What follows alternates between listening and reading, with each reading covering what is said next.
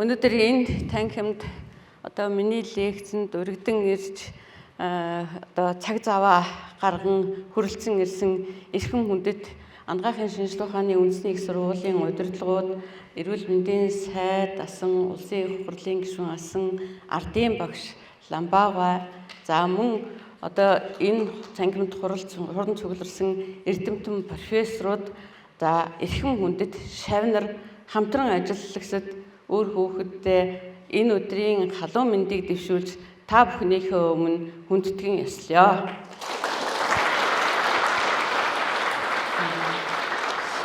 Тэгэхээр ер нь бол одоо хөгжиж байгаа орн дэлхийд даяар өнөөдөр бид нэг дэлхийд амьдардаг.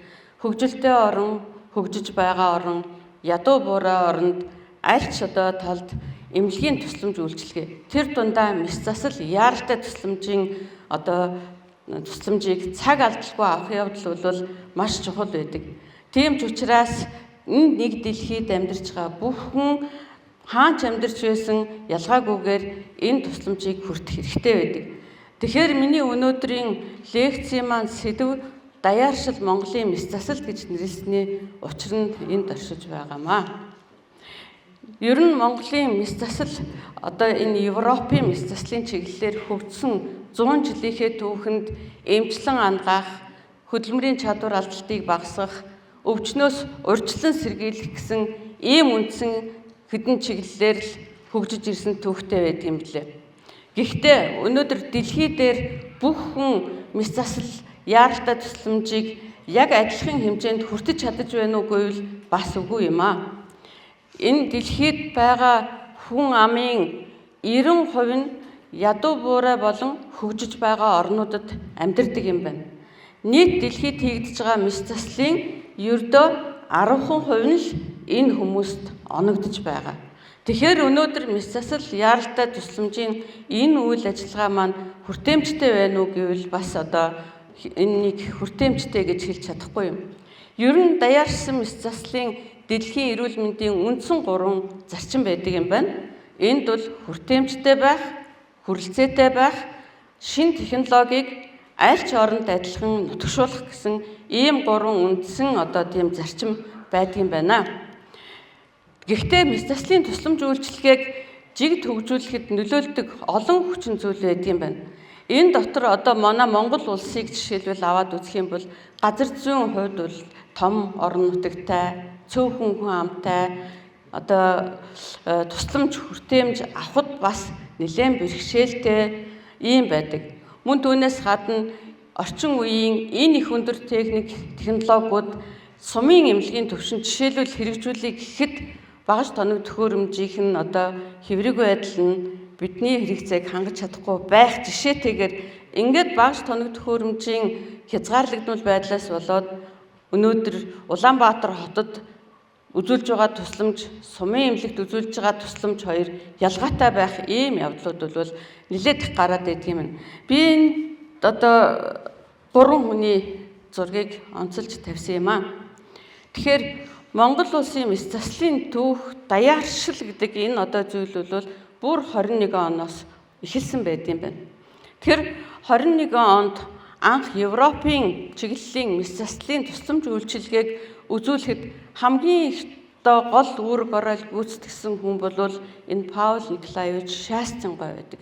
Шаастин гой анх шангийн татсан энэ мэс заслыг цааш нь даяаршил одоо хөгжүүлж Монгол улсынхаа мэс заслын төлөө үнэн сэтгэлээсээ явж байсан олон эрдэмтэн профессорууд байдаг л да. Гэхдээ би олон улсад гэж ярьж байгаа учраас өнөөдөр Долгор багшигаа энд онцолж бас хэлмээр санагдсан юм. Бидний хайртай багш Монгол улсын гавьяат багш Ангаахын шинжилгээ ухааны доктор профессор Долгор багш маань тэр үед л даяаршил гэдэг юмыг Монгол улсад үнэхээр хөгжүүлж олон улсын харилцааг нэвтрүүлж өөрөө Орос, Англи, Франц хэлийг их хэлшгээс нэвтрхий судалсан ийм мундаг хүн байсан. Дэлхийн эрүүл мэндийн байгууллагын Зүүн өмнөд Азийн бүсийн нарийн бичгийн дараагаар олон жил ажиллаж Монгол улстай дэлхийн одоо шинжилгээ ухааны ололтыг түгээсэн хүний нэг бол Долгор багш маань байсан. Гурав дахь нь бол бидний одоо хайртай багш Сангвили профессор маань. Энэ хүн өнөөдөр ер нь дэлхийд мис заслын оргил нь бол эргэтэн шилжүүлэн суулгах мис засал гэж яригддаг. Тэгэхээр энэ элэг шилжүүлэн суулгах эмчилгээгээрээ амьд донороос элэг шилжүүлэн суулгах эмчилгээгээрээ 7000 хүнд элэг шилжүүлэн суулгацсан топ үзүүлэлтээрээ дэлхийд энэ хүн бол үнэхээр нэрэн цуурайцсан монголчууд бид азтай ийм хүний шав болсонтой бид бас бахархаж байдаг юм аа. Тэгэхээр ер нь бол Монгол улсад одоо энэ шаасцангай одоо оруулсан хувь нэмэр маш их байдгийн байна. 1923 онд анх Монгол улсад томилогдсон ирж ажилласнаасаа хойш зөвхөн өөрөө биш түүний хүү шаасцсан, ач хүү шаасцсан гэр бүлээрээ одоо Монгол улсын төлөө Монголын мис заслыг хөгжүүлэхийн төлөө зүтгэж ажилласан ийм хүмүүс байдаг юм байна. Шаасцангайн оруулсан хувь нэмэр маш их энэ дотроо анхны 8 ортой цэргийн одоо эмнэлгийг бий болгож мис заслын тусламж үйлчилгээг голчлон үзүүлж байсан. За мөн түүнчлэн энэ одоо ард түмнийг янз бүрийн өвчнөөс урьдчилан сэргийлэх чиглэлээр бол маш их олон ажлыг зохион байгуулж байсан. Дийм одоо түүхтэй. За тэгээд энэ шаасцангайн тавьсан суур уламжлал нь цаашаага энэ олон сайхан төвүүд, эмнэлгүүдийг салбарлан одоо үүсэж хөгжих үндсийг бол бий болгосон юм байна. Манай Монголын сэхэтнүүд, эрдэмтэн багш нар маань мөн ялгаа байхгүй тэр үед одоо даяаршлын нэг хэсэг болсон зөвлөлт холбоот улс, зөвлөлт социалист бүгд найрамдах холбоот улсад мэрэгжил эзэмшиж суралцсан байдаг. Энд одоо тавигдсан энэ бүх хүмүүс бол бүгдээрээ мис заслын чиглэлээр ажиллаж исэн мис заслын одоо нэртэй хүмүүс байгаа. Сэрж Мэдггүй. За тэгээд Дагзмаа багш, Шагдар Сүрэн багш маань, Тамжив багш, Ичэн Хорлоо багш маань, Гипилмаагаа гэд ингээд бүгд л энэ хүмүүс бол мис заслын шинжлэх ухаанд өөрийнхөө амьдралыг зориулсан ийм хүмүүс байна.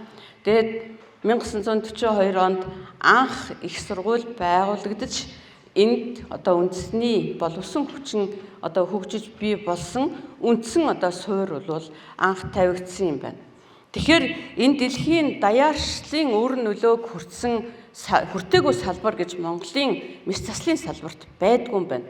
Яагад үгвэл би энэ төрийн сойрхлын зарилгт байдаг үгийг зориуд бид энд тавьсан юм. Энд шинжлэх ухаан, танин мэдхүй, шинэ онцгой туйрал, анхдагч шин техник, технологи, үйлдвэрлэл, урлаг утга зохиол, оюуны шилдэг гарамгай бүтээл долгоно гэсэн ийм үг байдаг юм байна. Энэ одоо үгний цаана Монголын мис заслын чиглэлээр маш олон төрлийн шагналтангууд төрсөн энэ бүхэн бол энэ даяаршлын үр шимийг хүртсэн улсууд байсан юм байна. Тэгэхээр 1981 онд Шагдар Сүрэн багшийн маань удирдсан баг Монголын зүрхний мис заслын эмчилгээний аргыг нэвтрүүлсэн бүтээлээрээ төрийн шагнал хүртсэн.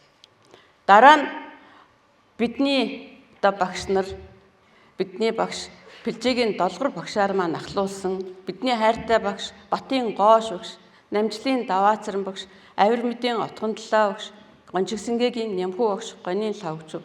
Энэ улсууд бол Монголын түүхэнд бүхэн л одоо нэрээ дуурсган үлдээсэн бид бүгдийн хайртай багш нар. Эдгээр маань элэг цусны өвчнийг онцлож мис заслаар эмчлэх асуудлыг хам шийдсэн сэдвээр төрийн шагнал хүртсэн. Яг энэс 30 жилийн дараа манай баг бас төрийн шагнал хүртсэн юм аа.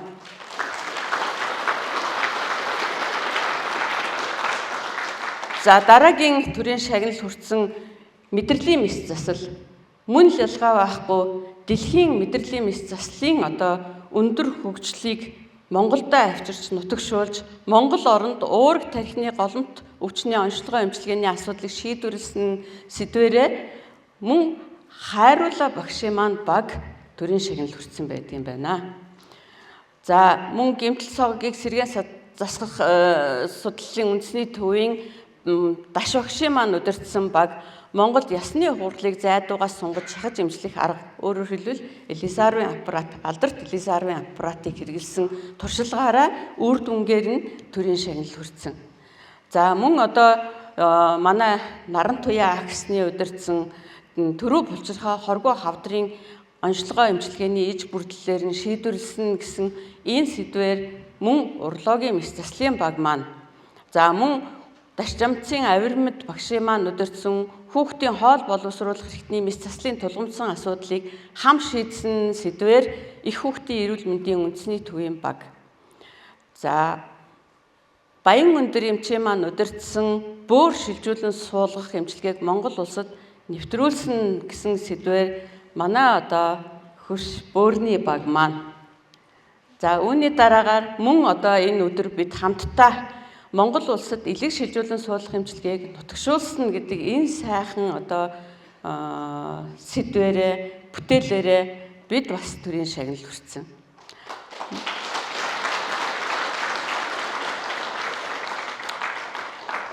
Их хүүхдийн эрүүл мэндийн төвийн үндэсний төвийн аян эмчийн маань удирдсан уруул тагнайн төрөлхийн сэтэрхийн эмгийн эмчилгээ үйлчлэгийг Монгол улсын хэмжээнд цогт шийдсэн гэдэг энэ бүтээлээрээ мөн төрийн шагнал хүртсэн байдаг юм байна.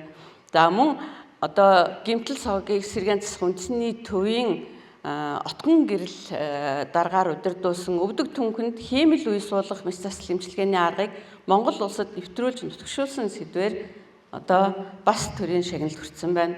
За энэ одоо 21 онд хамгийн сүүлд шаасны нэрмжт улсын 3 дугаар төв эмнэлгийн ардын эмч хөдөлмөрийн баатар Баасанжив багшийн маань удирдсан баг мэс заслын техник технологи хагалгааны багжуудыг санаачлан бүтээж практик нэвтрүүлсэн үр дүн гэсэн сэдвээрээ энэ одоо төрийн шагнал хүртсэн байт юм. Энэ төрийн шагналнуудыг би яагаад дурдав гэхээр би өнөөдрийнхөө лекцэнд энэ бүх салбарыг бүгдийг хамруулад одоо даяаршил энэ салбаруудад яаж нэвтэрчв гэдгийг базаж ярьж чадахгүй учраас энэ бүтээлүүдээр нь төлөөлүүлж авч оруулж ирсэн юм аа. Тэгвэл манай ерөнхий мэс заслын салбарт энэ даяаршил ер нь чухам яаж нөлөөлсөн юм бэ гэдгийг би энд нэг хэдхэн товчхон слайдаар харуулъя гэж бодсон юм. Бид 21 оноос хойш зөвлөлт холбоот улс, зөвлөлт социалист бүгд найрамдах холбоот улс, Оросын холбооны улсын эрдэмтдтэй байнга хамтран ажиллаж тэднийхээ ач тусыг хүртэж тэднээсээ суралцаж тэр том профессорууд Монголд ирж лекц уншиж Монголын мэс засалчдыг мөн өөрийнхөө оронд аваачиж сургаж зааж ирсэн ийм одоо том холбоотой ажиллаж ирсэн эднэр маань Монголын мэс заслын хөгжилд түүхэн үүрэг гүйцэтгэсэн юм аа. Монголын мэс заслыг хөгжүүлэхэд одоо их чухал үүрэг гүйцэтгэсэн нэг одоо төсөл бол энэ 2005-аас 2015 онд мэс засал яаралтай тусламжийг чадваржуулах нь гэдэг энэ төсөл байсан юм.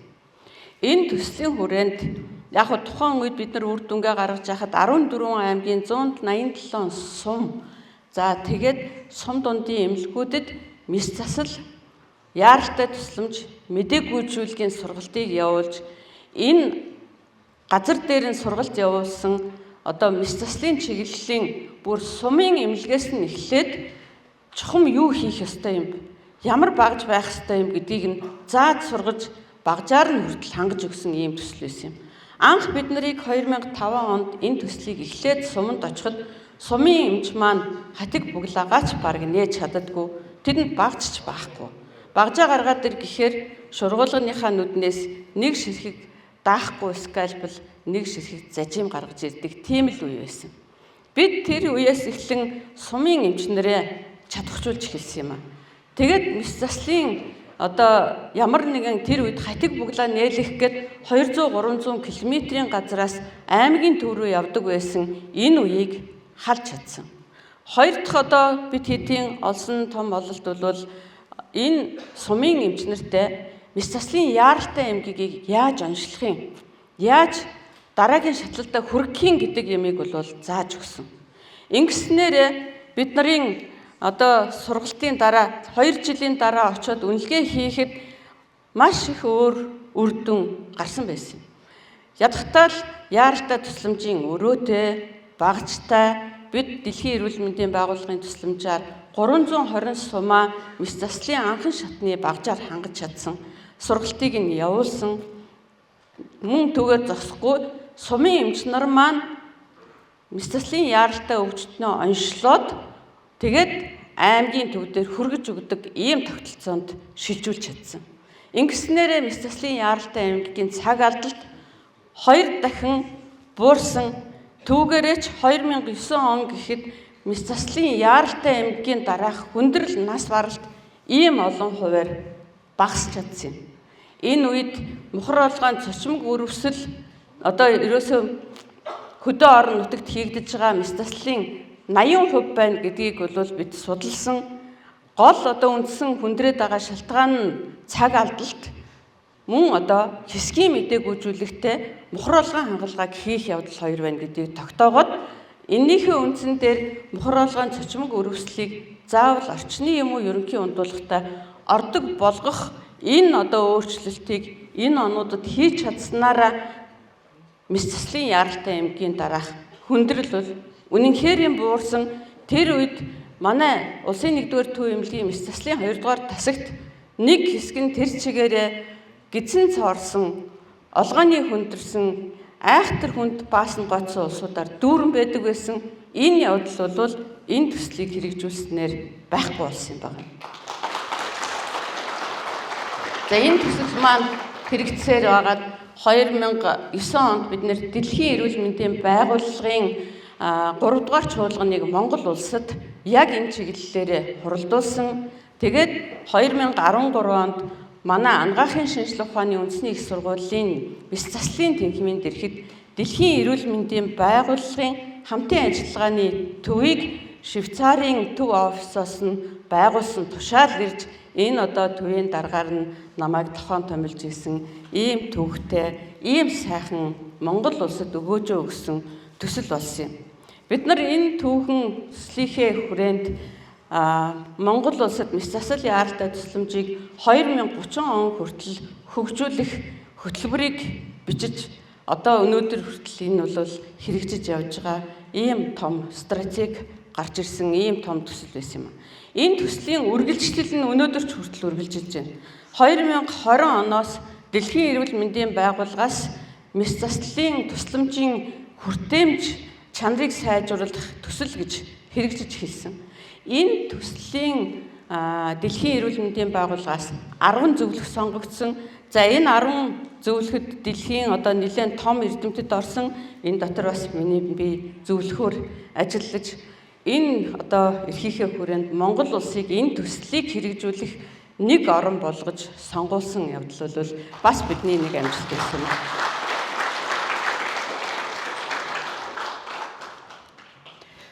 Тэгэд энэ төслийн дагуу бид нар өнгөрсөн оноос эхлэн үнэлгээ хийж за мөн одоо Монгол улсад яг өнөөдөр Мэс заслын тусламж үйлчилгээ чухам ямар байна вэ гэдгийг одоо Lancet Commission-тай хамтран гаргаж ирсэн байгаа. Тэгээ энд хоёрхан л тоо би хэлье гэж бодсон юм. 100 мянган хүн амд одоо ер нь хүн амын 80.1% нь 2 цагийн дотор тусламж үйлчилгээ авах боломжтой байна гэдэг ийм тоо энэ одоо үнэлгээнээс гарч ирсэн. Хоёр дахь нь болохоор 100 мянган хүн амд оногдох эмнэлгийн мэргэжилтний тоо, эмнэлгийн мэргэжилтэн биш энэ Мэс заслын чиглэлийн их барих эмэгтэйчүүд за тэгээд Мэс засал гэмтлийн эмч нарын тоо нь уг нь дэлхийд 20 гэж тогтоосон байдгийг. Манайх 47.4 баг. Гэхдээ энийг хараад бид бас баярлаж болохгүй байгаа.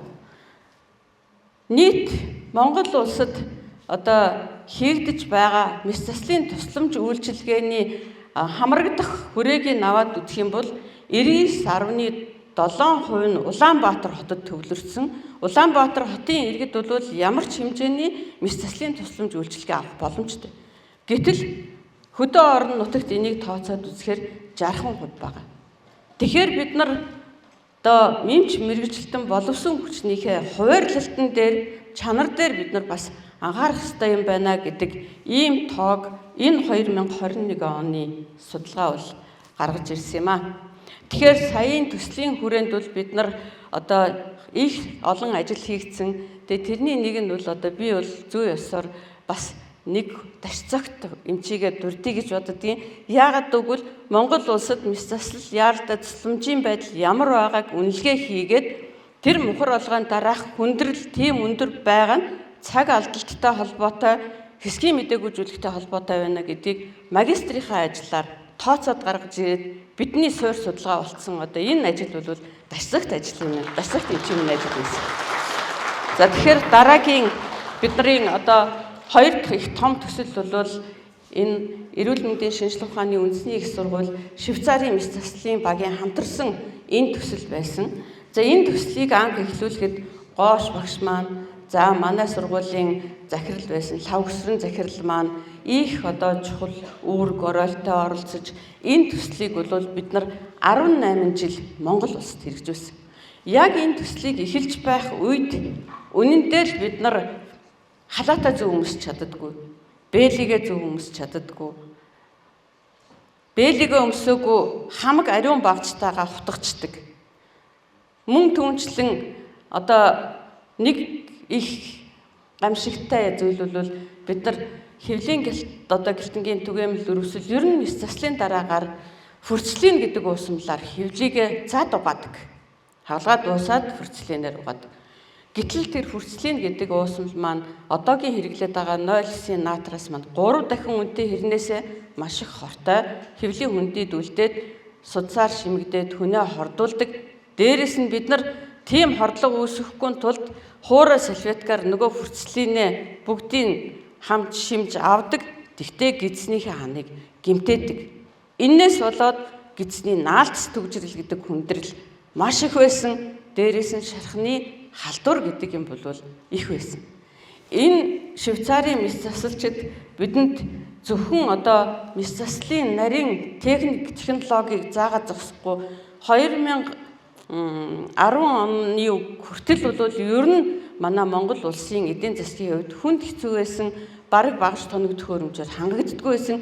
Энэ үед жил бүрийн 4-5 40 тонны контейнер багаж тоног төхөөрөмжийг авчирч 21 аймаг Улаанбаатар хотыг хангадаг.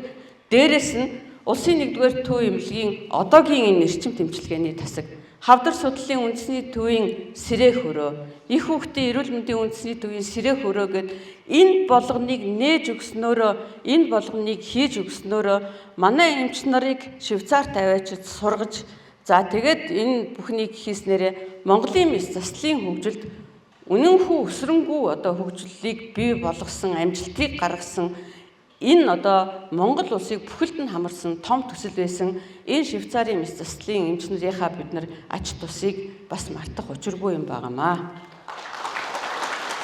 За тэгээд энэ одоо төслийн одоо хүрээнд бид нар бол бүх газрыг судалж чадаагүй. Зөвхөн улсын 1-р төв эмнэлэг дээр гэхэд шархны эдэлэлтийг бол 0.39% болгож энэ хоёр тоо солигдчих буулгаж өгсөн ийм их том төсөл байсан. Дараа нь бид нарын бас нэг хэрэгжүүлсэн их том төсөл бол Монгол улсад дурангийн мэс заслыг одоо нутагшуулах ийм төсөл байсан. 1996 онд манай Хөдөлмөрийн Баатар Нямхүү багш маань, Хөдөлмөрийн Баатар Утгандалаа багш маань Америкийн сайхан сэтгэлд Араашир гэж одоо тийм мундаг сайн эмч байсан. Араашир эмчтэй хамтран Араашир эмч маань Монголд сайхан дурангийн бүхэл бүтэн нэг хом сетийг бэлэглээд тэгээд энэ одоо мэс заслыг яг эхлүүлж исэн хүний нэг нь бол одоо манай энэ Гамбол догш энд сууж байна. Ингээд хэдийгээр энэ мэс засал 96 онд эхэлсэн ч гэсэн эдийн засгийн байдлаас болоод багаж тоног төхөөрөмж байхгүйгаас болоод Монгол улс даяар 2005 оны хүртэл үнэндээ хөгжиж сайн чадаагүй юм. Энэ Свансны гэр бүлийн сангийн эзэн Пол Свансон, дараа нь тэр Чак Свансон гэж хоёр сайхан хүн байсан. Энэ хоёр хүмүүс 2004 оноос эхлэн дурангийн мэс заслалын нэг аймаг болгон $150,000 өртөг бүхий дурангийн мэс заслын багажийг нь өгөөд сургалтыг нь 14 хоногийн турш хийдэг байсан. Түрүүчийн Швейцарын мэс заслын багийн сургалт бол 21 хоногийн турш үргэлжилдэг байсан. Ийм удаан хугацаанд бид нарыг сургаж ээж энэ улсууд бол одоо бас Монгол улсад дурангийн мэс заслыг хөгжүүлж чадсан. Тэгэхээр энэ Улаанбаатар хотод улсын 1-р төв эмнэлэг, улсын 2-р төв эмнэлэг, хавдар судлалын үндэсний төвд дурангийн мэс заслын багжийг бэлэглээд сургаад зогсоогүй Бүсийн онцлогын эмчилгээний бүх төвүүдэд ховд, Эрдэнэт, Дархан, за тэгээд Өвөр хангаа гэд ингээд бүх төвүүд болон Хөвсгөл, Төв аймаг гэх мэт энэ олон газар дурангийн мэс заслыг хөгжүүлж өгсөн. Тэгснээрээ энэ дурангийн мэс засал бол одоо яаж хөгжиж чадсныг та бүхэн энэ слайдаас харж болно. 2011 оныг хүртэл нээлттэй мэс засал, дурангийн мэс засал хоёр бол ийм графикаар явж ирсэн. Тэр улаанаар тэмдэглэсэн нь бол дурангийн мэс засал, тэр хараар тэмдэглэсэн нээлттэй мэс засал. Жил бүрийн нээлттэй мэс заслын тоо буураад 2011 он 50% болсон юм. Ингээд одоо өнөөдөр нийт цөсний хүүдээ авах мэс заслын 98% нь дурангаар хийгддэг. Тэгэхээр одоо энд бас манай оюутнууд маань байж байгаа учраас нээлттэй мэс засал гэж юу хэлдэг байсан гэхээр бид нар томоо цуслаг хийгээд тэгээд цусны хүүдийг нь аваад тэгээд тэр хүн маань хагалгаа хийлгсэн эхний 3 хоногтоо орноосоо ч босч чадахгүй шархандаа эмзэглээд бүтэн 7-оос 10 хоног эмнэлэгт хэвтэж эмчлүүлээд бүтэн сар хөдөлмөрийн чадвар алддаг байсан. Тэгвэл Монгол улсад одоо өнөөдөр жил бүрийн 6-аас 8 мянган цусны хүүдээ авах мэс засал хийгдэг.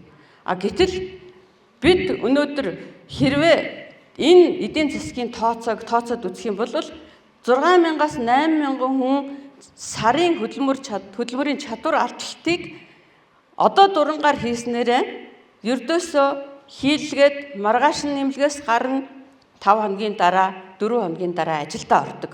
Өөрөөр хэлбэл хөдөлмөрийн чадвар алдалтыг одоо 30 хоногийг нь 4-5 хоног болгож бууруулсан. Энэ бүхнийг эдийн засгийн тооцоог нь хэрэг хийж чаддагсан бол үнэхээр Монголын одоо эдийн засагт ямар их хөрөнгө оруулсан, ямар мундаг төсөл байсан нь бол эндээс тодхон харж болно. Өнөөдөр Монгол улсад Сүхбаатар аймаг, Баян Үлгийн хоёрт л дурангийн мэс засал хийгдээгүй. Бусад бүх аймагт хийгдэж байгаа. Одоо бид энэ 5 сарын 29-нд мөн 22-нд Сүхбаатар аймагт одоо эхлүүлэх гээд явхаар бэлтгэлээ хангаж байна.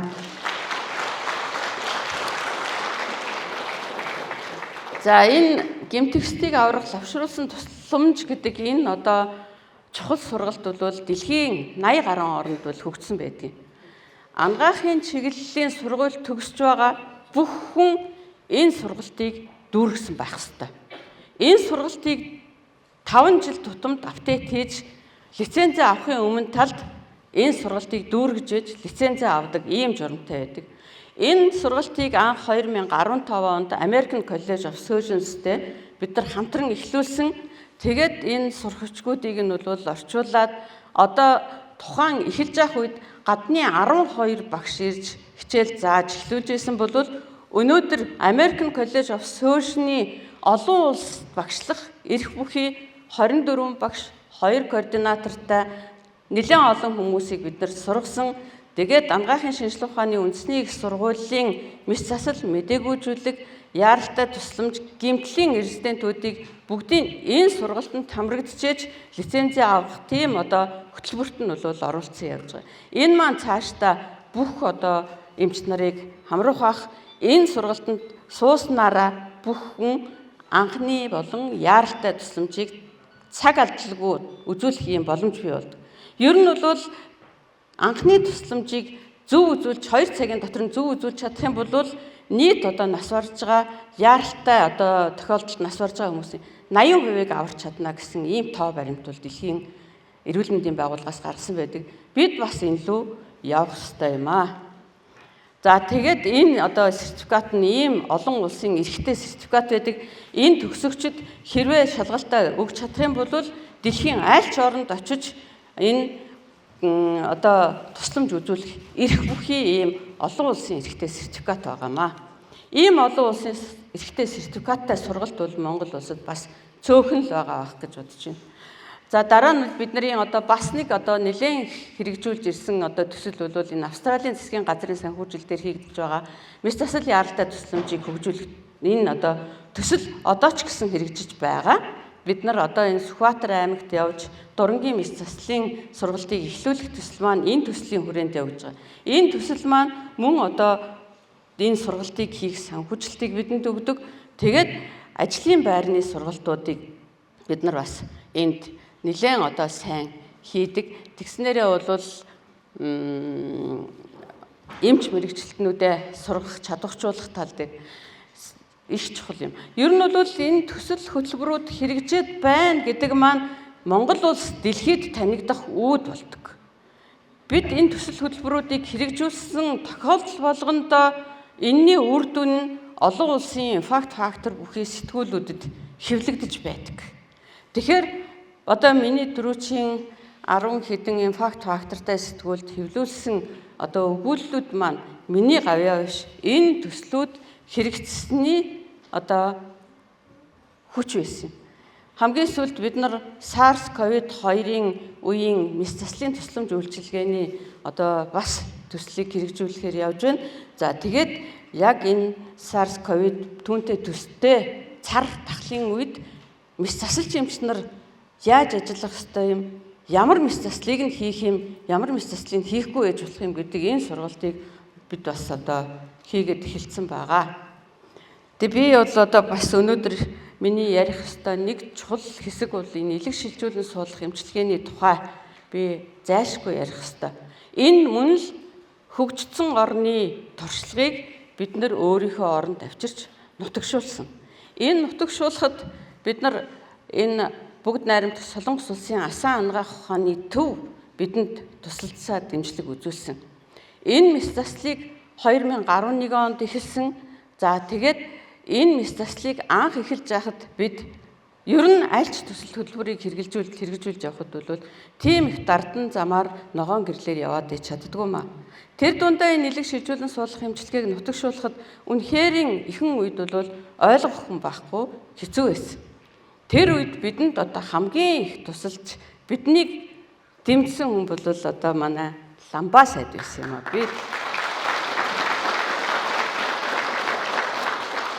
Биднийг одоо тэр үед ойлгож хүлээж авч яагаад гэвэл асаантай засгийн газрын маш их олон мянган долларын гэрээний асуудал яригддаг. Тэгэхээр энэ элэг шилжүүлэн суулгах багийг сургахад Монголын засгийн газраас нэг төгрөгч зарцуулаагүй. Бүгдийг асаан талаас гаргасан юм. Тэгээ энэ асаан талаас гаргах гэрээнд заавал сайд гарын үсэг зурх ёстой байсан. Бид нар Ламбаагойдоо хандсан. Ламбаагой маань шөнийн нислэгээр очиж гарын үсгээ зураад оройных нь нислэгээр буцаад ирж ирсэн. Тийм түүхтэй. Тэгж эхлүүлсэн төстэй. Тэгээ өнөөдрийн байдлаар бол бид нар 160 хүнд элэг шилжүүлэн суулгах мэс засал хийлээ. 6 хүүхэдд мэс засал хийсэн. За түүнээс гадна бол одоо бүлэг тохироогүй донороос элэг шилжүүлэн суулгах гэдэг бол ялангуяа Монгол шиг ядуу хөгжиж байгаа орны одоо нутаг дэвсгэр төрсөнд нь буухад хэцүү ийм одоо ажилбар байдаг. Бид нар бас энэ эмчилгээг цусныхаа эмч нартай хамтраад өнөөдөр Монгол улстай нутагшуулж чадсан.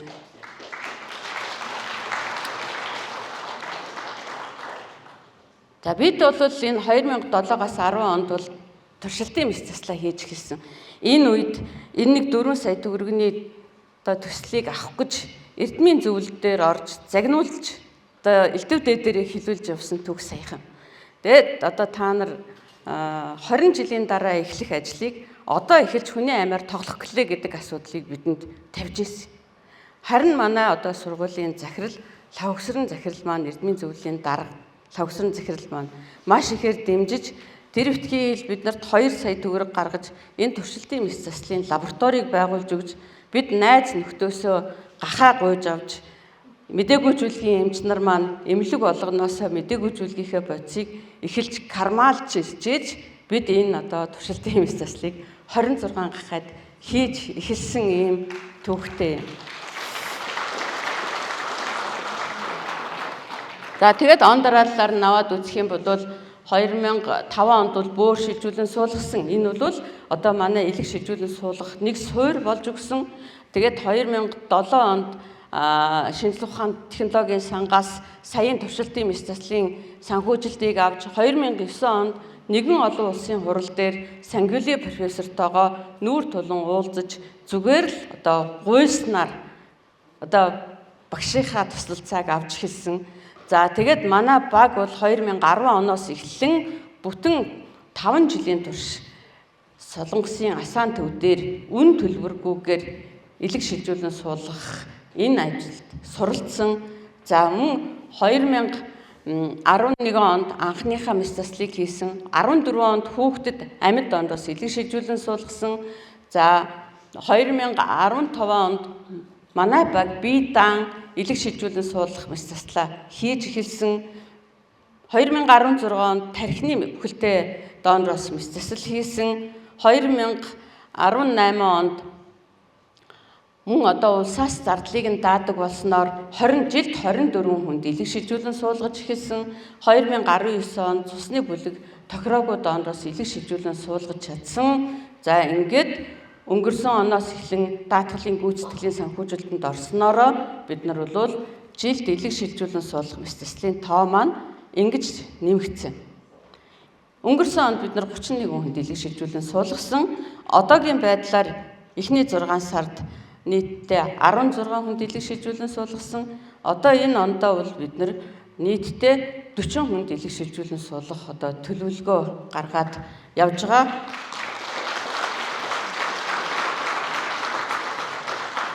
Тэгээ нийтдээ өнөөдөр бол 160 хүнд элэг шилжүүлэн суулгасан.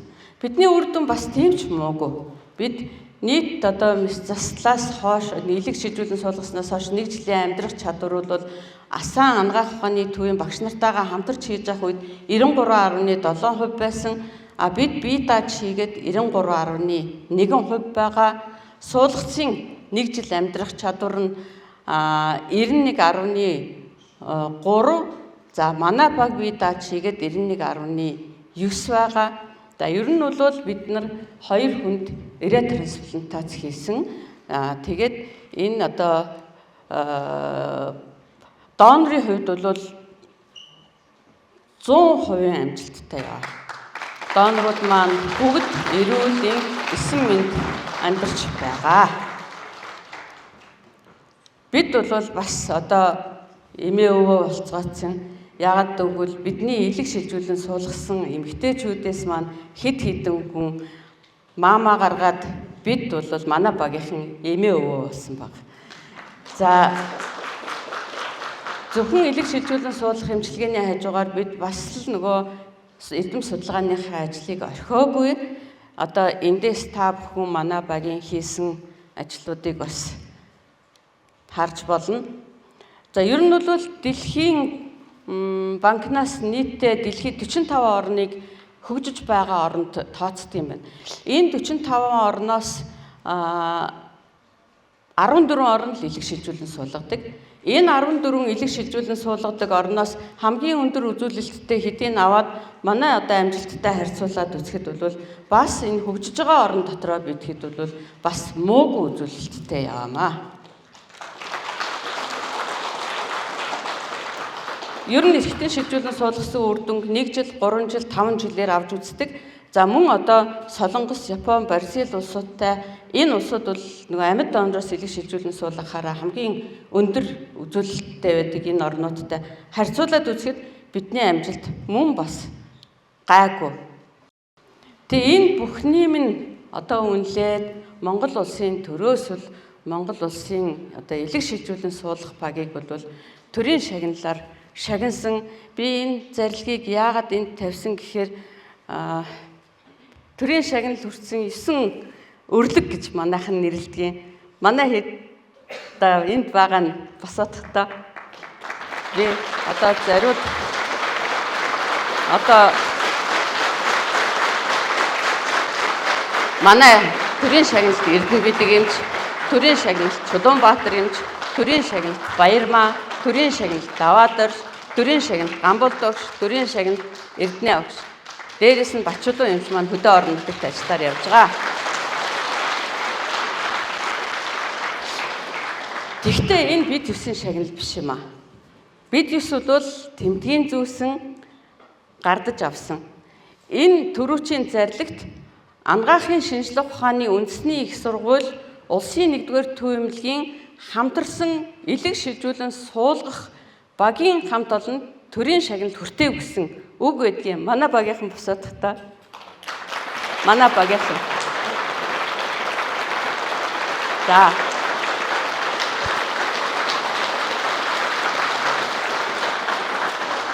Тэгэхээр энэ хүнд хүчээр ажлыг нутагшуулахын төлөө атгашин шагаа шиг нэг баг болж зангидагдж одоо нойр хоолоо умартан ажилласан багийнхаа хамт олонд би бас өнөөдөр баярлалаа гэж зайлшгүй хэлэх ёстой юм аа.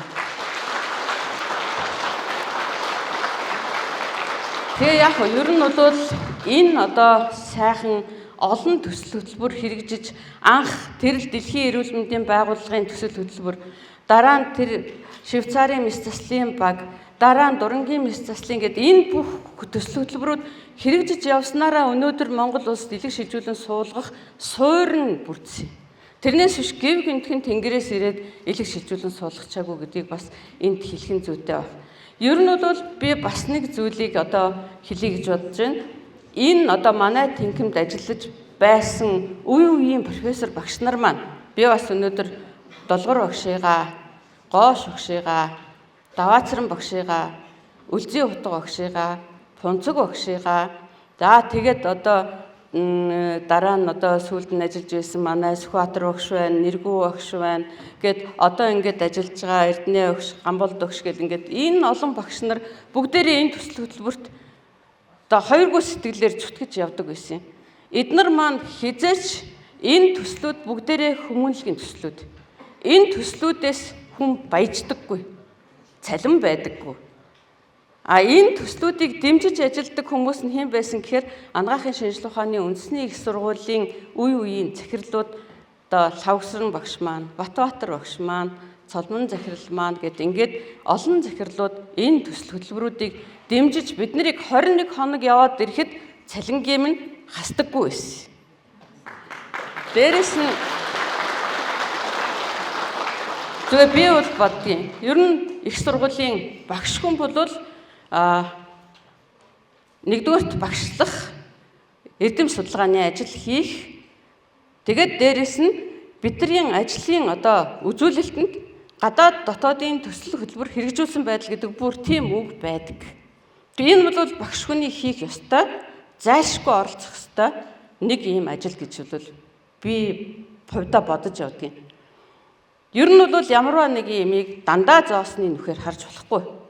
Төсөл хөтөлбөрт хэрэгжүүллээ. Би хэдэн төгрөгийн цалин авах юм. Энэ төсөл хөтөлбөрт оролцоод би яаж баяжих ч гэдэг юм уу. Ийм байдлаар бол одоо залуучууд минь битгий хандаасай энэ төсөл хөтөлбөрүүд чинь дандаа эх орныхоо төлөө, Монгол улсынхаа мэс заслын төлөө, энэ олон одоо эмч нараа сургахын төлөө явдаг гэдгийг бас энэ дээр бас одоо Ахмад хүний хувьд бол бас хэлье гэж бодсон юм аа. Тэгээд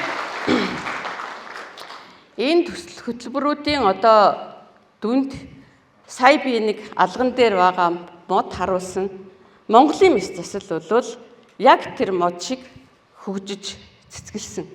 Тийм учраас цаашдаа ч гэсэн бид нар гадны тусламж дэмжлэгийг бол авах ёстой. Тэрийг нь харин өөрийн сэтгэлээр хүлээн авч хамтарч ажиллаж тэдний сургаад тэдний одоо өөрсдөө энэ төсөлд оролцсон бүх хүмүүс өөрсдөө зардлаа төлөөд Монголыг гэсэн сэтгэлээр хүрээд ирж байхад нь урдаас нь одоо ямар нэгэн байдлаар мөнгө төгрөг ярилгүйгээр сайхан хүлээж аваад хамтраад цаашдаа энэ төсөл хөтөлбөрийг хэрэгжүүлж явах ёстой. Анагаахын шинжилгээ ухааны үндэсний их сургуулийн мэс заслын тэнхим бол үеийн үед Монгол улсын мэс заслын хөгжлийг түүчилэн манлайлдаг чиг хамтлагыг нь одоо гаргаж явдаг ийм одоо хамт олон байсан. Цаашдаа ч энэ хамт олон минь бас тийм байгаасай гэж хүсэж байна.